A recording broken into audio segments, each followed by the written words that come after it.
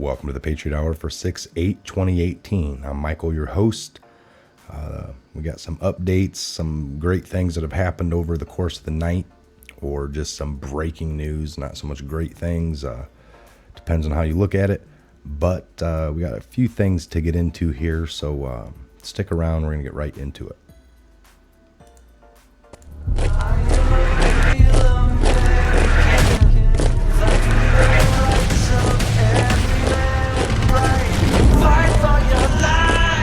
Spying devices showing up in very suspicious places, including right near the White House. Let's bring in CNN's Brian Todd. Brian, what kind of threat do these listening devices pose, and do we have any idea who might be responsible for planting them? Wolf, intelligence experts and members of Congress say they believe foreign intelligence agencies could be planning these devices. Now, this has real urgency tonight because President Trump, according to multiple sources, has been using his personal cell phone more and more often in recent weeks to contact outside advisors. One senior White House official telling CNN he's, quote, talking to all sorts of people on it. Tonight, new information suggests that those calls could be more vulnerable to being spied on. A new report from the Department of Homeland Security says there were signs that cell phone surveillance devices were detected as recently as last year, operating near the White House and other sensitive locations around Washington. The devices are called Stingrays, or International Mobile Subscriber Identity Catchers, and they're not only illegal for non-law enforcement usage in America, they're capable of gathering a lot of secret information. The MC catcher pretends that it's a cell phone tower, so your phone will connect to it, and it will collect things like the device number so it knows who you are, records of who you communicate with, and in some instances, even the contents of your communications. The Department of Homeland Security isn't saying who it believes deployed the devices or even if they're still around. But members of Congress and analysts say they were likely planted by spies. The only people that could do this and get away with it are people under diplomatic cover, which means foreign intelligence services. It could be China, it could be Russia. Former CIA officer Bob Baer says there's also spy software called SS7, used all over Washington, which can listen in on cell phones and pick up even more content than Stingrays can. I can take this phone or your phone, introduce malware into the phone, which then will bleed off over a phone line our conversations, room harmonics, conversation, people talking, texts, and emails. Experts say all of this technology capable of intercepting calls is why they're concerned about reports that President Trump is using a personal mobile phone inside the White House. They say even if he isn't discussing top secret information, he could still be creating a security risk.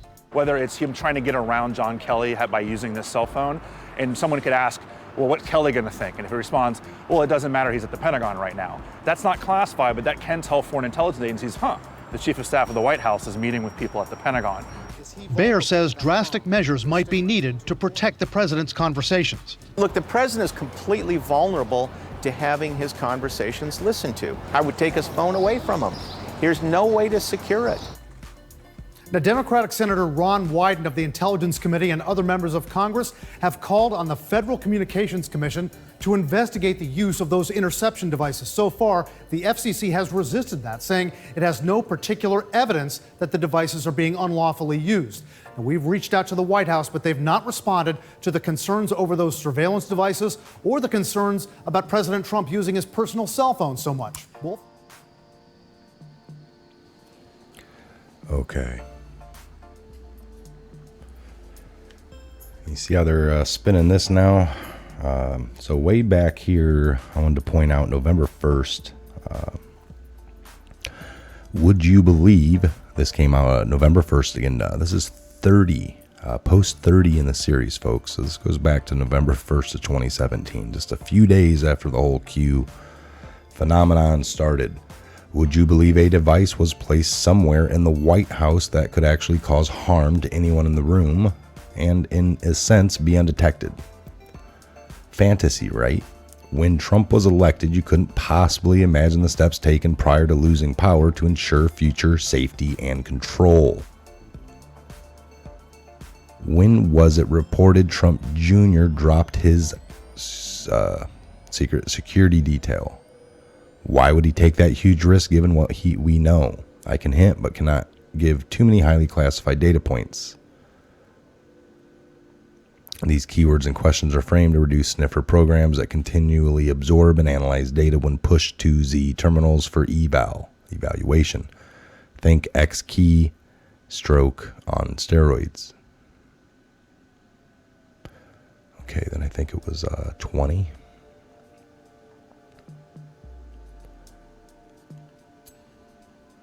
What did POTUS meet with yesterday? This was on October 31st. Was AG Sessions there? How many military intelligence generals were on the White House list to attend separate meeting? Could those meetings have been combined?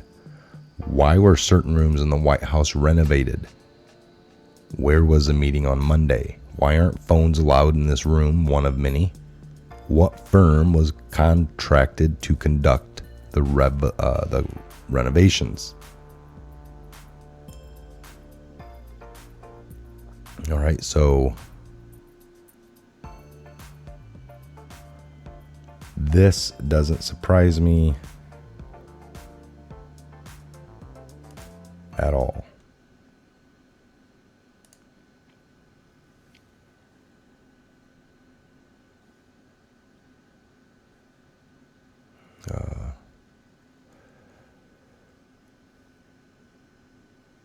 So again, they are reporting on some of this stuff now. They found these devices around the White House.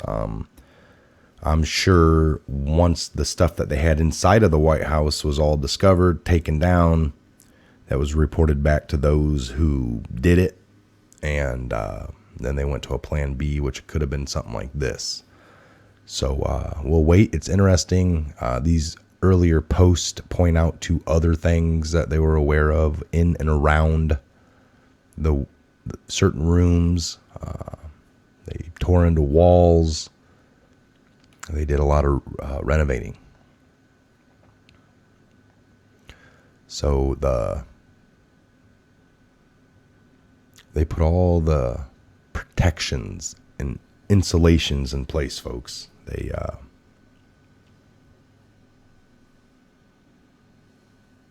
These operations are necessary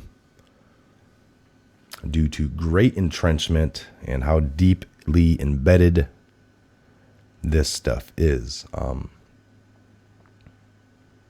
So of course they're going to blame, the news. Like they said, nobody would comment, but this looks like the works of foreign, and they'd have the capabilities.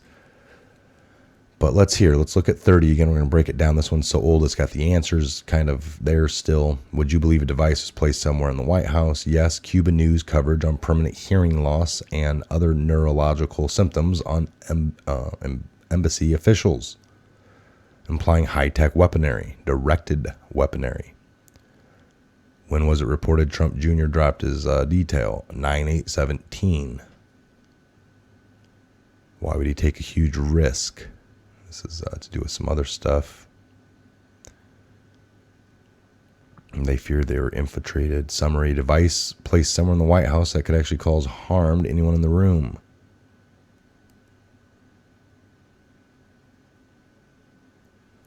Yes, a wall was removed during renovations. The Roosevelt Room and Oval Office was redone. When was it reported Trump Jr. adopted his detail? Summary. So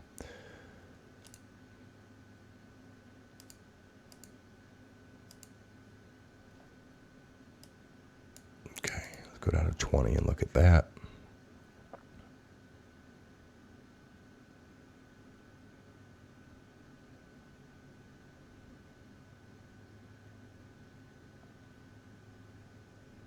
This one don't have any answers on it.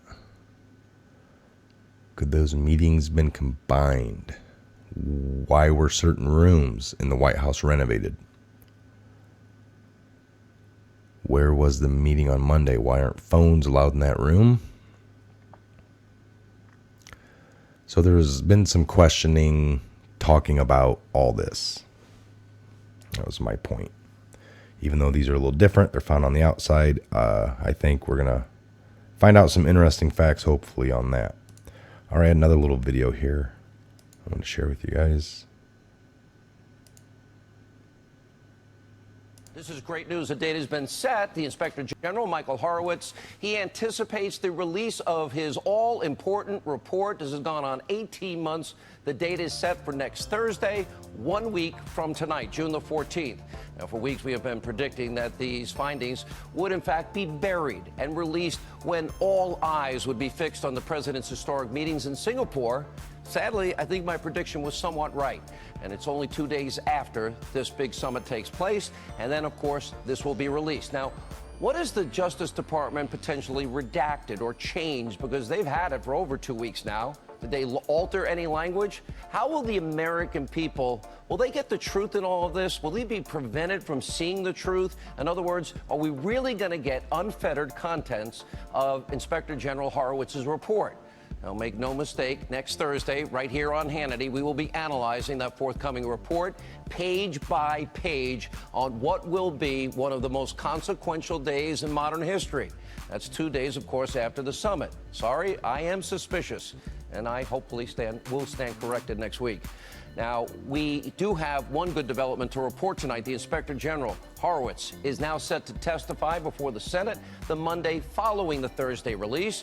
And, of course, all of this on the heels of what is now a nonstop effort that we have seen by Congress, by the Department of Justice to Congress, to obstruct Congress from doing its constitutional duty, and that is oversight in their investigations. And according to Senator Grassley's office, the DOJ is now refusing to make documents and at least one witness available for their oversight into the FBI's ongoing General Flynn investigation.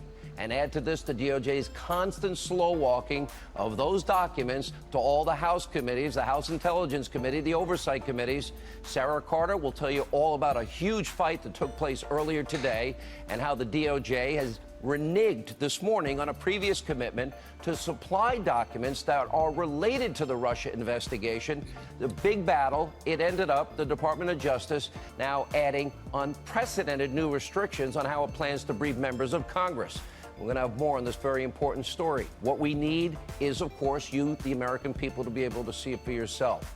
And yesterday we reported on how the Deputy Attorney General, Rod Rosenstein, arrogantly rebuffed Senator Lindsey Graham in his letter demanding to know why the head of the Mueller investigation has not recused himself, given his numerous conflicts of interest, including his key role in that decision to fire James Comey. He's witness number one in that case. And, of course, he was the person that signed off on the third subsequent renewal application as it relates to the FISA warrant, that, of course, spying on a Trump campaign associate.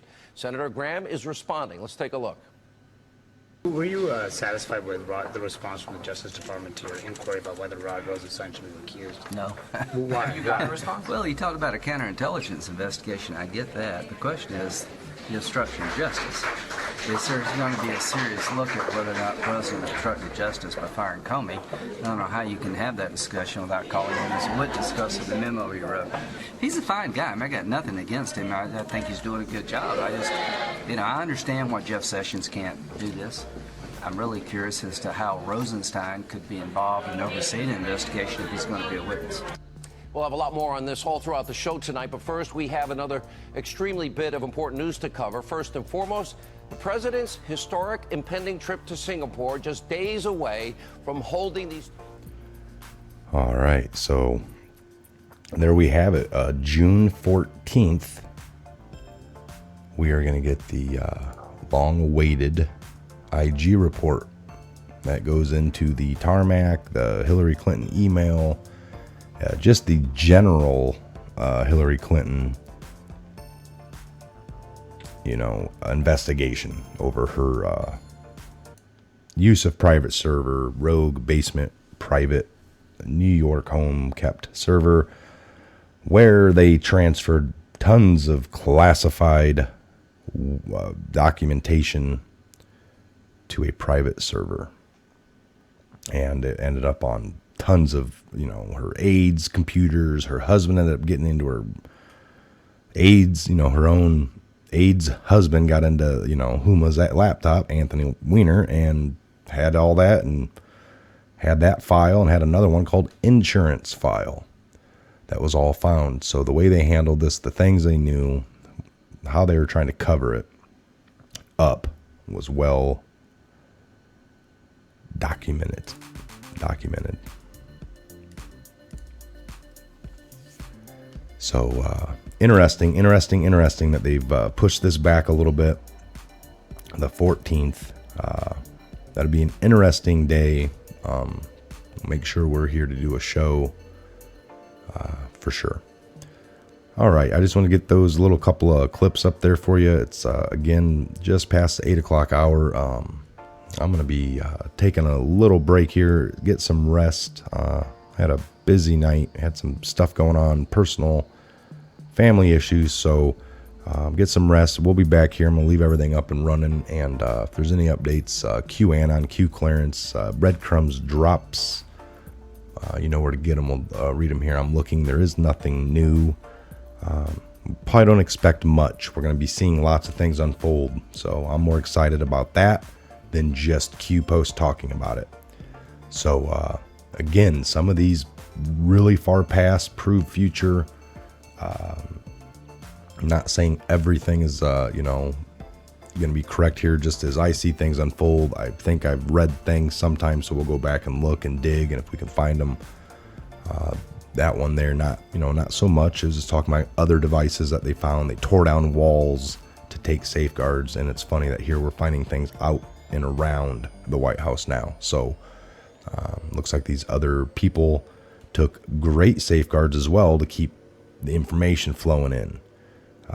We know that with Obama on his outgoing, the way he did the intelligence communities and opened them up, that opened up tons of agencies to get more access, and the leaks that were coming made it harder to detect who was doing it, and gave you a vast more number of people that could be doing it. So, Obama leftovers, people that still, were going to try to obstruct Trump every step of the way, and just do leaks, which, there hasn't been one prosecution or that we know of or investigation. Maybe this is what it's leading into, but there has been lots of leaks. Everyone's fine, to dig with the information and all this, but there were crimes broken, folks. So be looking forward to some of that as well. Crimes or uncovering. So they just, I was reading an article on the guy that supposedly did the, Vault 7 for WikiLeaks. So how they finally caught up with him. So it's interesting, but we'll stay tuned. So again, if you're new to the channel, thanks for stopping by. Thanks for listening. Please subscribe, maybe ring the bell, share the video, like, comment, drop us an email, check the description box, and we'll see you back here real soon. So have a great morning. God bless, Godspeed, and we'll see each and every one of you back here real soon. I'm Mike. This is a Patriot Hour update. Again, have a great morning into your afternoon later on. So we'll see you back here later on.